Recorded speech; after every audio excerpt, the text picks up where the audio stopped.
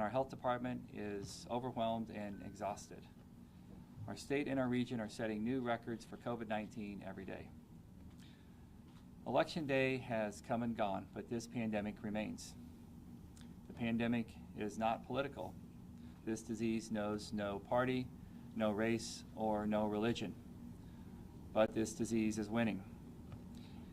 In St. Louis County, we have ordered everyone to wear masks to limit the number of people in gatherings or in businesses. But the number of cases continues to rise. We cannot shut our borders. We know that although we are doing better than some areas in the region, we are all affected by what happens across the state and across the country. On Thursday, we had 673 new cases of COVID-19 in St. Louis County. On Friday, we had 623. So if this rate continues, and I'm standing here a week from today, we will have 4,300 new cases. And that means, statistically, that 100 more people in St. Louis County will die from those new cases of COVID-19.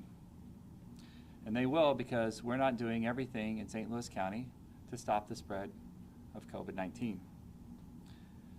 No one wants to shut down our economy, and no one wants more restrictions. We understand how harmful that can be. But we can't stand by as this virus continues to rage in our community.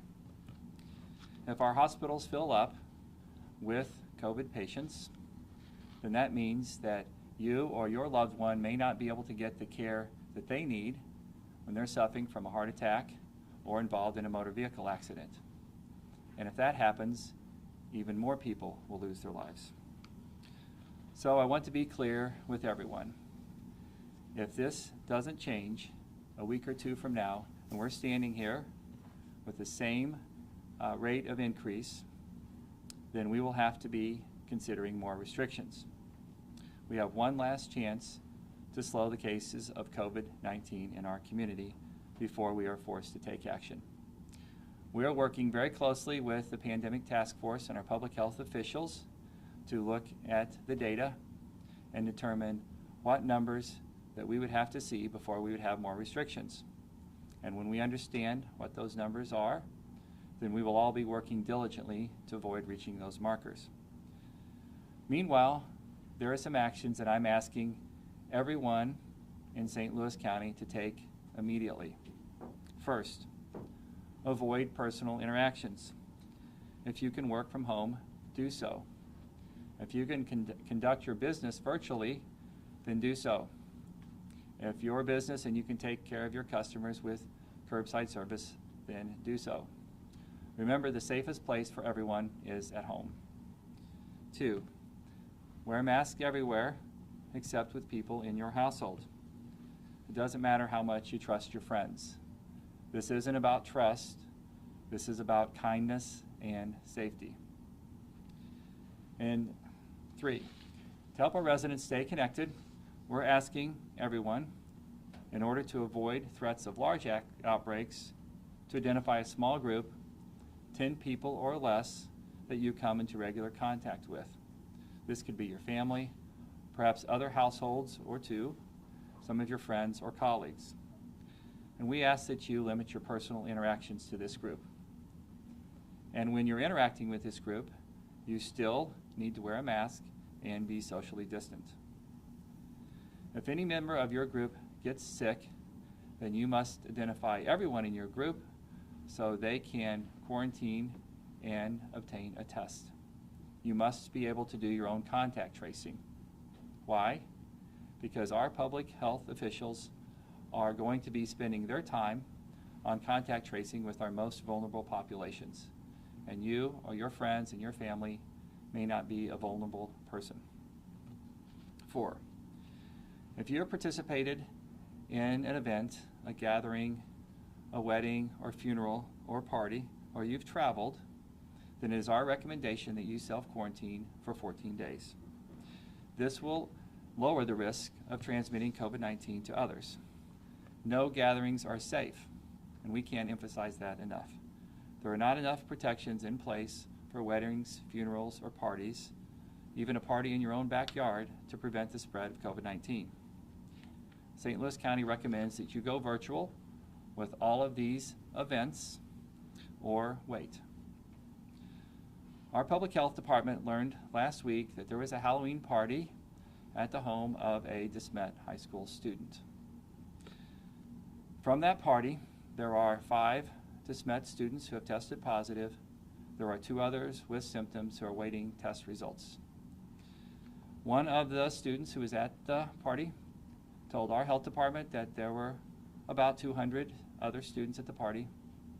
Another one of the students said perhaps there were less. We may never know because news of this party traveled by word of mouth. There is no guest list. Our public health department will be contacting Corey Sue and Notre Dame public health or school nurses to ask for their help in tracking individuals who may have been at this party. Every single person who went to that party needs to self-quarantine and get a COVID test. Now, more than ever, remember this: hands, face, and space.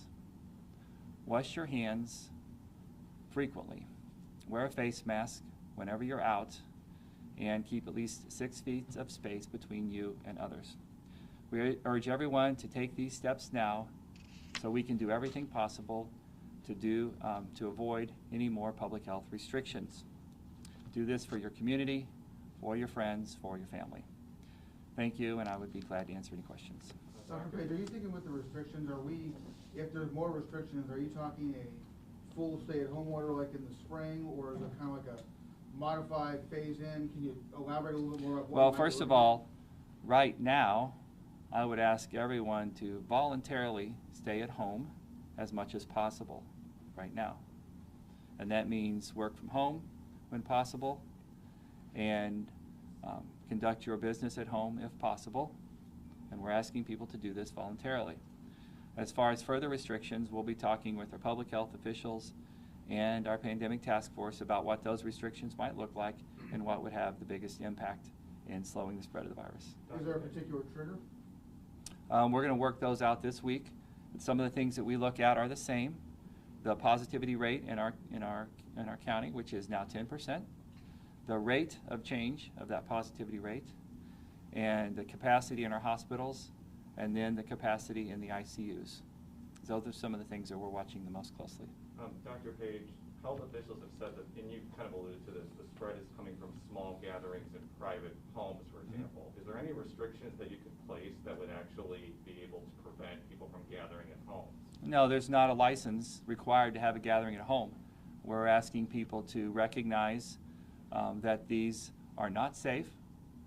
We can't police them, and we're asking people to stop doing them other than small groups of 10 or less, and in those to continue to socially distance. This is going to get more difficult moving forward as all of our activities move indoors, and this is going to be a very difficult winter.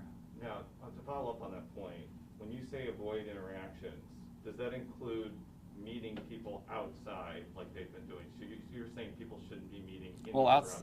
Outside is better, but really we need to limit our interactions.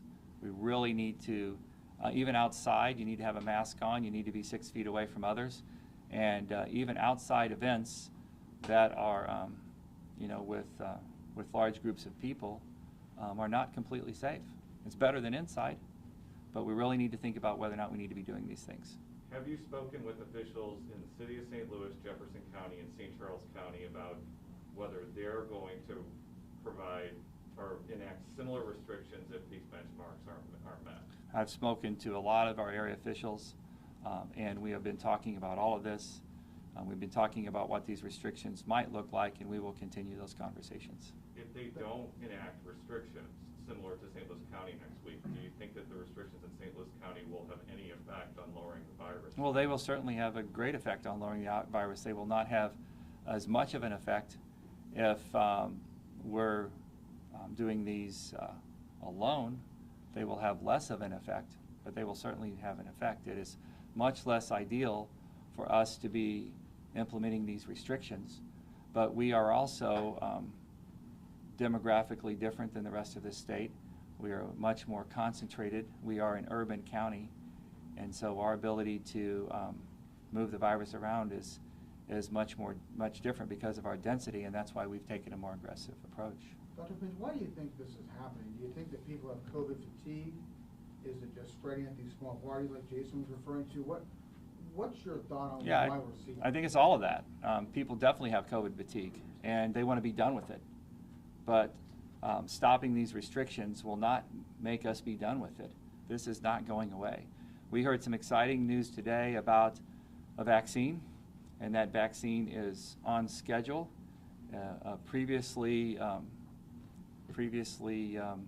expected timeline for rollout. So we might see this implemented in high-risk folks by the end of the year. Once we get it out in the community and get a distribution network, it still takes some time for immunity to develop after that first shot and after that second shot, and then there will be a second wave for our less vulnerable populations. But we are months away from being done with the virus, and I know people want to be done with it, but that doesn't mean we can stop our restrictions, that we can be less vigilant with our restrictions. It is not going to make it any better. It's going to make it worse. Is the proper way to put this more restrictions or lockdown? Well, all of our restrictions moving forward will be gradual, based on the recommendations of our public health officials and working with the pandemic task force. Across the country, we saw various stages of restrictions. In St. Louis County, we limited our restrictions to non-essential businesses, but in the rest of the country, they waited too long to implement restrictions as people got familiar with how this virus worked, and their restrictions were much more intense than ours were initially. But I hope that whatever we do more moving forward,